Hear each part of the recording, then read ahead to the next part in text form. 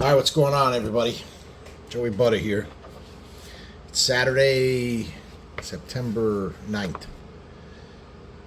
I hope that's right. I don't know if it's backwards on this or not. I'm doing this a new way on my phone to try and get a clearer picture of for you guys. Anyway, this is going up on my YouTube channel, so been crazy here. Just work has been crazy, man, and trying to keep up with these videos. And I thank you guys. I got a few subscribers, but I see that my videos are getting some views now. I finally figured out the whole hashtag thing. Sorry, I'm not computer savvy, man. I'm a fucking Neanderthal. So anyway, I'm gonna read a story. This is from chapter 7. This actually happened in Myrtle Beach before I was a wingman, but it's a story about that's in the book because I bring up my friend James, who is a civilian friend of mine, but I consider him family. And him and I met back in 1995, I believe it was, in Myrtle Beach.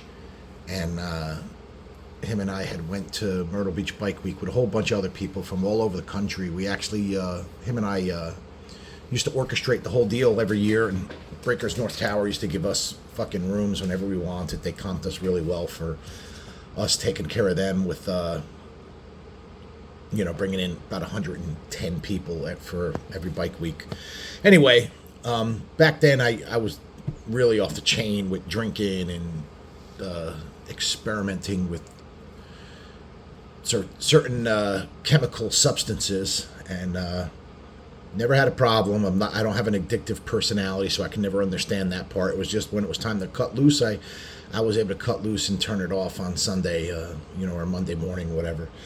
So anyway, we're in Myrtle Beach, and for those that know Myrtle Beach, we're at the Rat Hole, and I decided that day to do mushrooms, and I was having a good old time, man. It wasn't too crazy just yet, whatever. But I ended up picking up this chick from West Virginia, this little hottie, and I'm like, yeah, this is gonna be good, man.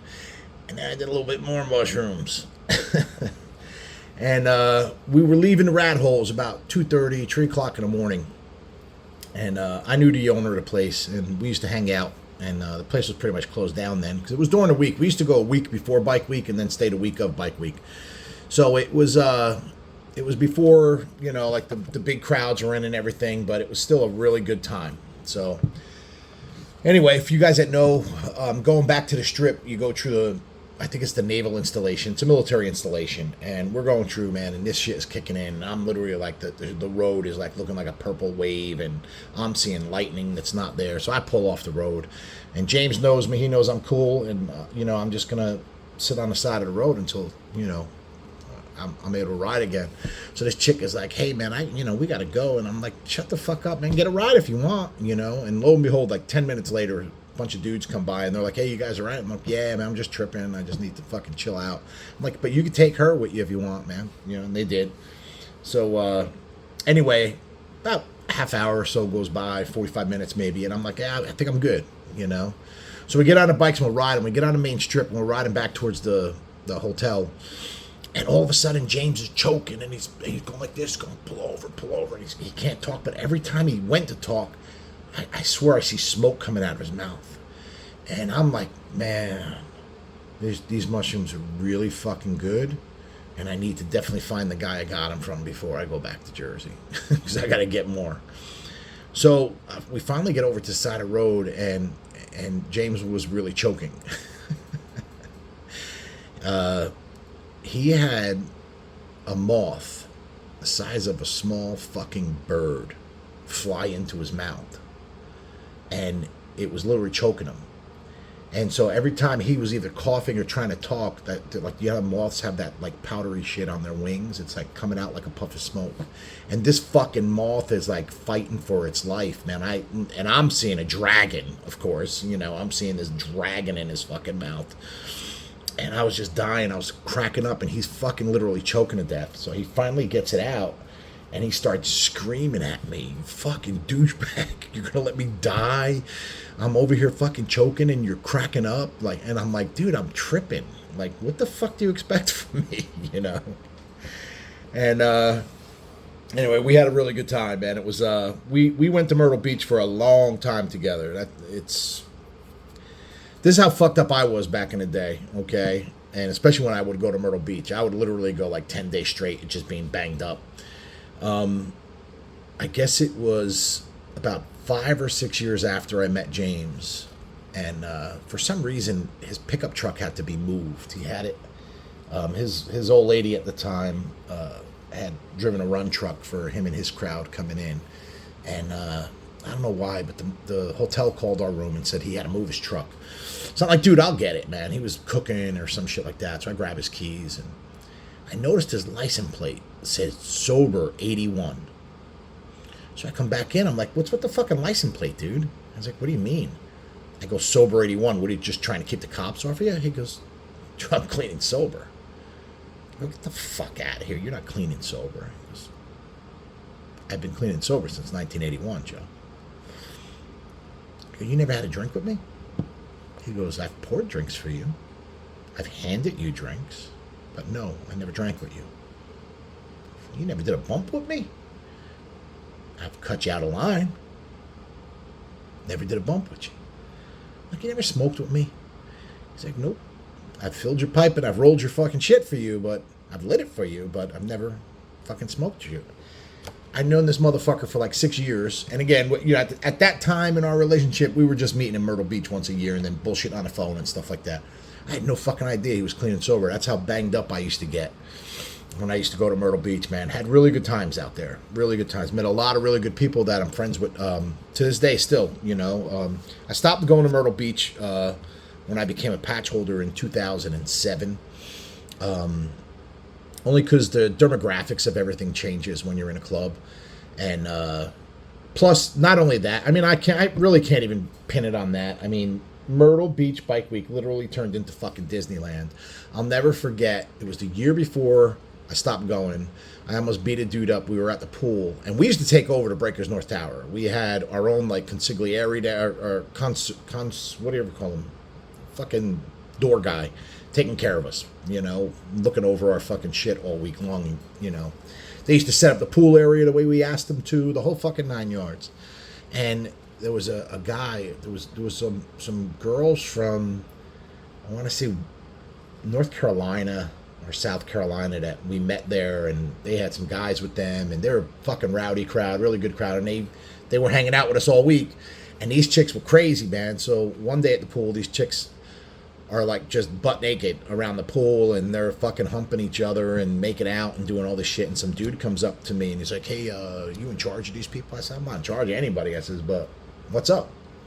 He goes, well, can you have them, you know, stop this and, you know, put their clothes on? And I looked at him and said, what the fuck, are you gay? I'm like, why? He goes, well, you know, my wife and kids are here. Like, why the fuck would you bring your kids to fucking Bike Week? It's fucking Bike Week. This is adult week, you douchebag. So, you know, and like people getting stuck in the fucking parking garages with these super duper trailers, trailering in fucking baggers from North Carolina, you know. So I guess it just like the biker part of it just kind of wore off, you know. So stopped going. But really great times, man. I got some really good. I could probably write a whole nother fucking book on my times in Myrtle Beach. But I just thought that would be a cool story to tell in the book. It's pretty much how I introduced James in the book, you know, because he's in a few stories. He did some good trips with me throughout the years, and he supports the Wingman Nation, and he supports me more than anything. And a lot of times when I'm going down south, James is living in North Carolina, western half of North Carolina. So when I go down there, and if we could plan it where we could meet with each other and spend a couple days riding together, we do. So that's why I put it in there. And maybe I'll put some more out there. Maybe I'll just make some videos of some stories from James and I, because we got some fucking good ones. There was a party we used to go to every year also in Ole, Pennsylvania, called Only in Ole. There was a motorcycle club. The fuck was their name? I can't remember now. Anyway, they had an anniversary party every year in July or August. They're balls hot, but man, when I tell you, 3 days of fucking lawlessness in a cornfield. Really good shit. Anyway, that's what I got for you this week. Played a poker tournament last night. Took ninth place out of 81 people. I played really well. I was short stacked going into the final table. I got in with two best cards. I had an ace 10 suited, and the chip leader called my all in. He was in the big blind, so I knew he was going to call with a king queen of diamonds, and ended up flop came. I hit my 10, and then the turn came and he hit a queen. So got busted out in ninth place, but doubled my money up. So it was a really good showing. I play in these poker tournaments. It's called Mike's Poker Tables in northern New Jersey. If you like to play poker and you're in Jersey, check it out, man. High class fucking outfit, man. They really put on a great show. This was an invitational for players that play multiple tournaments throughout the year. The tournaments you normally play in are $100 buy-in. You got about 75 people. And the prize pool is not that high because it's a charity event. You're playing for a firehouse or a Knights of Columbus or, whatever. And, so it's like kind of split money. But it's a really good time, really good people. I've met some really good people there the last couple of years playing on this circuit, and I really enjoy it. Had a really good run this year. So far, I've played in 4 events. I've made the final table 3 times. I've cashed 3 times. One time I came in like 15th out of like 70 something. So I'm playing good poker, man. And I got a really good compliment last night from someone who plays a lot in that circuit and is really good. And he's won a couple of the tournaments. And he just looked at me and said, "Man, you're really grinding good tonight." And I was very patient. I made some really good non-calls, some really good laydowns. So I was very happy with my poker play last night. Anyway, that's it. Again, if you're out there and you're in this lifestyle, please help a brother out, man. Buy the book. It's a memoir of the last 15 years of my time in the Wingman Motorcycle Club. That's the back there. Some good pictures there. And if you're not in a lifestyle and you want to know about this lifestyle, or you want to see what fucking cool people do for fun, buy the book. You'll enjoy it. It's a pretty enjoyable book, man. I put a lot of everything out there, man. I was straight up honest about a lot of shit. So I leave it all out there on those pages. Anyway, that's all I got right now, man. God bless you. God bless America. God bless our troops, and God bless Donald Trump. I love yous. Have a good week, everybody.